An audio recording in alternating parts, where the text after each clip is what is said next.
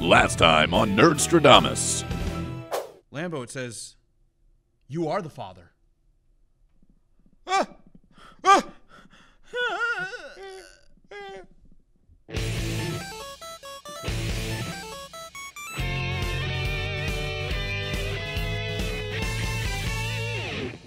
Welcome to another episode of Nerdstrodamus. I'm Dr. Pants. I'm Lambo. And last episode, we talked about reboots, remasters, our feelings on that. Mm-hmm.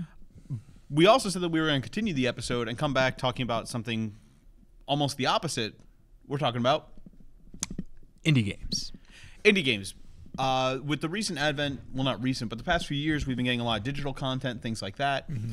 There's been this onslaught of indie developers making games, releasing them on the Wii U, the PS4, the Xbox One, the 3DS, the Vita, everything. Mm-hmm. And when we talked about reboots and remasters, I mean, it's a lot of the same content coming out. We're just getting the same series over and over again. But with indie games, I feel we're getting a lot of original content. Yeah, a lot of innovation. And we almost have to kind of thank like Xbox Live Arcade and the PSN to kind of start. Because, you know, just having consoles that were hooked up to the internet, you know, the PS3 and the Xbox 360 kind of allowed for that. The Wii did it too. The Wii did it too, but they kind of came along a little afterwards. They kind of jumped on. Yeah.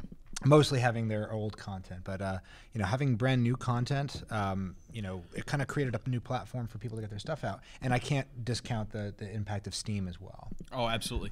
A couple of them were actually really good games. Yeah, I really enjoyed. There's this bizarre Korean game, and we're gonna do our best to find some video for it. And if we can't, we're gonna put a picture of a puppy here. Yes, an adorable and now puppy. A sloth. And now whatever you want. Okay, cool. So anyway, this Korean game, I found it by accident because the name was in Korean. Mm-hmm. I couldn't read it. Actually, we still don't know what it's called. Yeah, we don't know what it's called. We've searched for years. But the game was this dungeon crawler. It basically looked like you were fighting your way through like the Windows 95 maze screensaver. But you were two fists, and these faces of different colors would pop up, and you'd have to punch them and like find your way through the map, go to different floors, things like that. And if you're hooked up to Xbox Live, you would find like avatars of your friends who were online, and it would give you more time because you were on a time limit. Yeah. And if you found them, you would get more time. And the whole point was to get through as many floors as you can without dying. Mm-hmm. And it's a bizarre game. It's really bizarre. It was crappy looking, but God help me, I loved it. Yeah. And that's the main thing that indie games kind of like attack, though. They're a lot of times shorter. But not always. Sometimes we get like basically if we take it back to our childhood back in the 1990s, they would have been like full retail games. You know? Yeah. A big one being Shovel Knight. Shovel Knight. If you're a fan of DuckTales or Mega Man, and I'm sure enough people by this point have played it who's going to play it. Capcom NES games. Yeah. If you're a fan of those kind of things, Shovel Knight was just the perfect soul food for you. Oh, it was fantastic. So good. You know, had this Mega Man setup where you fought different bosses, and they all gave you kind of different abilities and things like that after you killed them. And it was fun. It was absolutely ridiculous. It was a lot of fun, and it did so well that Nintendo made an amiibo for it. Yeah, and we got a Shovel Knight amiibo, which unlocked co-op mode. Yeah. It got DLC and everything, too. Yeah, and it's honestly one of the best supported Kickstarter games I've seen, like post-release. And even, you know, even after it was funded, it came out really quick and it got out there. You know, that's a slight dig at Mighty Number 9. Where I've been which burned. There's rumors going around that game's been pushed back till December of this year. Let's go moving on. Okay, another one that I really, really like, and it's from the same people who are making Mighty Number 9, but Azure Striker Gunvolt. Mm-hmm. Another great indie game, side-scroller shooter on the 3DS. I don't know if it got released anywhere else, but I really like that game too. Mm-hmm. Plays like Mega Man, but has this kind of very unique, you know. You shoot enemies to kind of place a target on them, and then you activate... You zap them afterwards. Yeah, you activate like a lightning aura, and if they've got a target on them, you shoot lightning at them. Yeah, and it's cool. It works. It's fun. Same sort of setup with the bosses, and you know... Characters customizable. You can get new equipment, new guns and everything, which is really, really cool. Yeah. And production quality about the same as I would say like Mega Man ZX or Mega Man Zero, I would say at least. It was done very, very well. Yeah. Love the music and everything in it. Absolutely. Now to move on to some other indie games, we like to get together every once in a while and just play scary games. So, you know, I mean, of course, we could talk forever about all the different ones. But we have to talk about, obviously, games like... Slender the Arrival. Slender the Arrival. Which was an indie game, and it got really, really popular. Mm-hmm. But nonetheless, it was an indie game. I mean, the original one that was just slender, the 8 pages. I mean, wasn't that free? Yeah, it was. Yeah, it was just a kind of a freeware, just kind of thing thrown out on the internet. And it was scary as crap. Yeah, it was fun. Oh, it was great. Yeah. I also want to bring up Spooky's House of Jump Scares. You know, absolutely ridiculous game. If you haven't played it, it's 1,000 levels, and it's absolutely terrifying. Now, you're going to play the first 150, 200 levels, and it's going to be adorable. There's little wooden ghosts that pop up, and then slowly it gets weird. It gets really weird and really frightening. Yeah, and actually scary. So another just kind of great game that kind of jumps at the heart of scary stuff. And of course, another big scary indie game that's been released just about everywhere is Outlast. Because Outlast was another indie game, and the production values behind that are great. Absolutely, like they're retail release quality. The game's not long, and I guess that's the kind of thing that makes it better for being an indie game release. But right, one of the big things behind these indie games though is if you have like PlayStation Plus, you're getting a lot of these indie games because PlayStation Plus you get your free games every month, and most of them are indie games. I mean, last month or the month before we got Broforce. Absolutely ridiculous. Oh, it's a ridiculous side-scrolling shooter that you unlock characters who are basically action movie stars like Rambo or Walker Texas Ranger, but they're not called that. Instead, we get Rambro and Brobocop. Oh, it's cringy, but it's awesome. It is awesome, and it's co-op, and it's online co-op, and it's just ridiculous and funny and has a great sense of humor.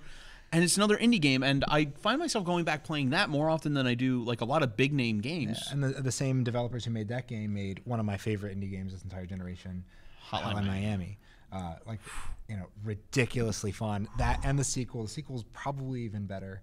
Just crazy top down. If you're a fan of the top down levels from Contra, it's that, but with tons of gore. Like kind of like Grand Theft Auto, but super like fun. I mean, like the levels are hard. It's challenging. It's not just a run and gun game. You have to plan it out because the game is basically you're infiltrating like houses and whatnot and trying to kill everyone in there. But you can't just run in because if you get hit once, you're done. Dead. So you have to plan everything. Be wary. This game is gory. Yeah, it is adult and it's messed up. Yeah, I'm not sure how much of it we can show because it's pretty messed up. And if you play the game, I'm not sure how much of the plot you'll actually get. But that got a sequel? Yeah, absolutely. And the first game, the first one, was actually the first game that I 100%ed in a long time. I found every hidden little. There was these tiny little pixels you had to find and stuff like that to get the final levels and stuff. But I think supremely good. I think the point we're trying to make with these indie games is the fact that they're a different experience. It seems with a lot like with the gaming community now, with the industry, a lot of the big retail games we're getting, it's a lot of the same thing over and over again, and that's not a bad thing. I mean, people who want to play Assassin's Creed, they know they're going to get an Assassin's Creed, and they get another game, and they can play it. Yeah. People who like Final Fantasy, we're going to get Final Fantasy, and while it'll be different, we're getting something new.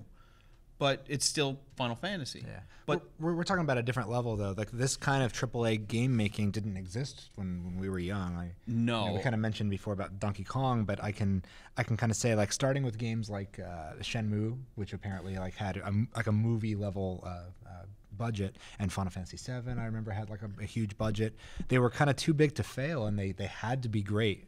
And so they pushed them, they put the money into it, and the games made back their money like ridiculously. Yeah. Except for Shenmue. Shenmue did not. No. Well, Shenmue apparently made enough to make a sequel. Yeah, but now we're pumping like Marvel money almost, like size budgets into video games every year. It's crazy. And they're making back their budget plus double in a day. You know, Call of Duty, Grand Theft Auto 5, games that just when they come out, they make more money than anything. Exactly. Yeah.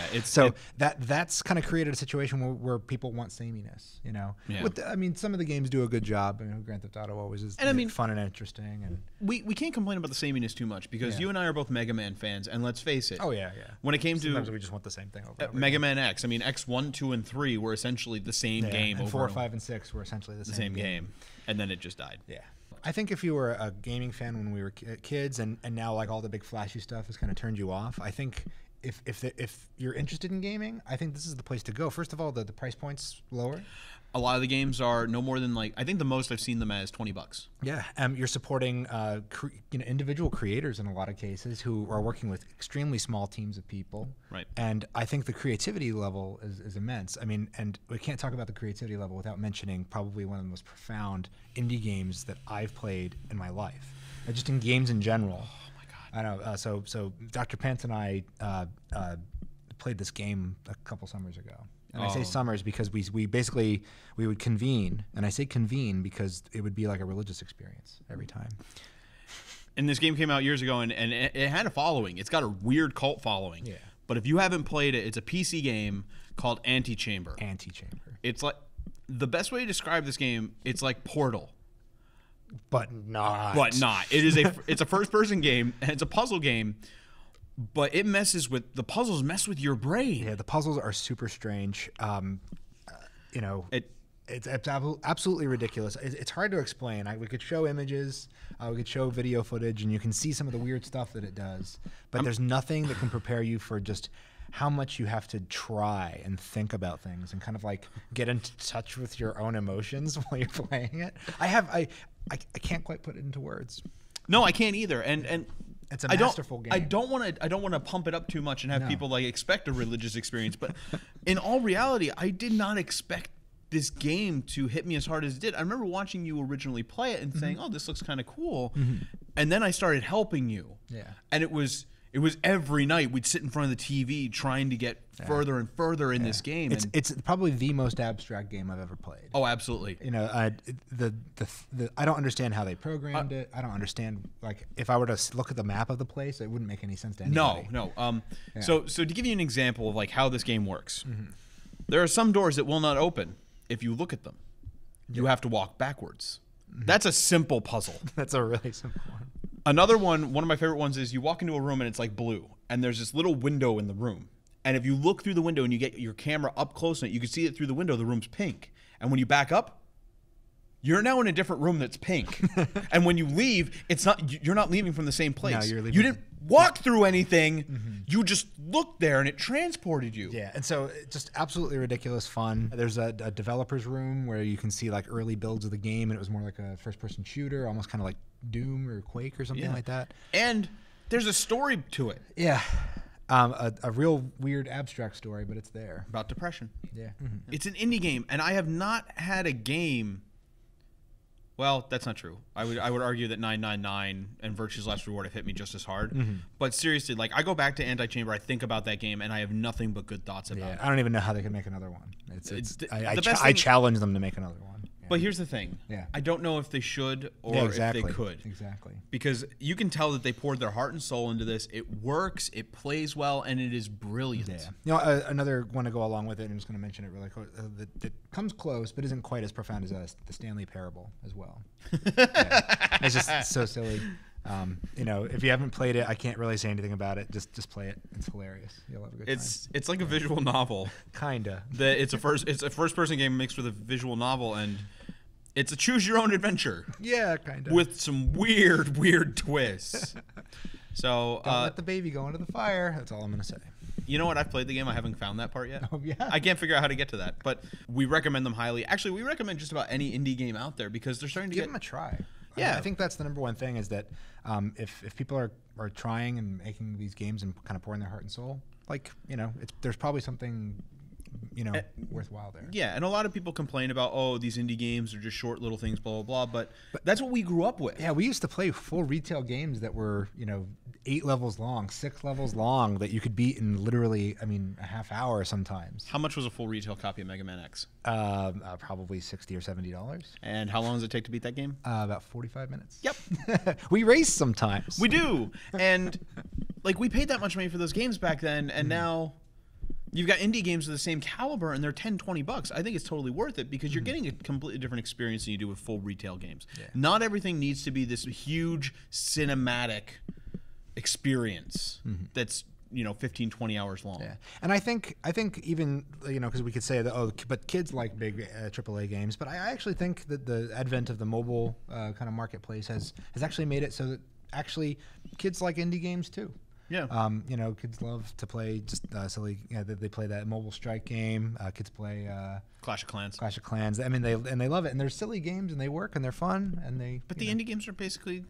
Well, they're not the same thing. I actually think the indie games are better, but that just might be being, you know, an old man and a curmudgeon be like, "You darn kids, get off my lawn." But the mobile kind of space has, I mean, you know, Plants vs. Zombies is fantastic. Yeah, Angry Birds. I mean, these are popular ones that anybody could talk about, but they're true. good. No, they are. There's nothing wrong with them. They're good. No, but So yeah. if you catch it soon, Nintendo had a Humble Bundle up. I don't know how. It's a pretty profound Humble Bundle. It's mostly I think it's all indie games. Or no, it's not. No, there's a couple. Yeah, but you get games such as Citizens of Earth, which is a weird Earthbound-esque RPG. Shantae, which is another big indie game that people love. Awesome platformer. I really enjoyed that. Freedom Planet on the Wii U.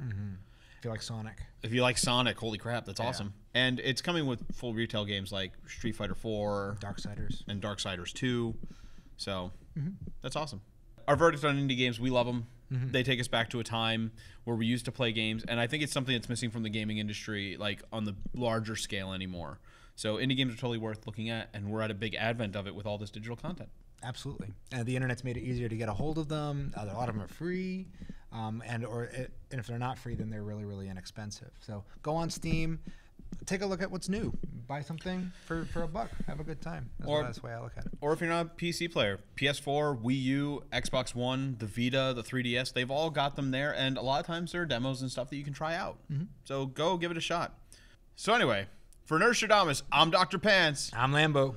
Stay tuned some other time. We'll be back with another episode About nerdy stuff. Hey everyone, thanks for watching. If you liked what you see, click subscribe. Also, check the links below for our Twitter, our blog, and our Facebook page. Check back often. We'll be posting new videos weekly.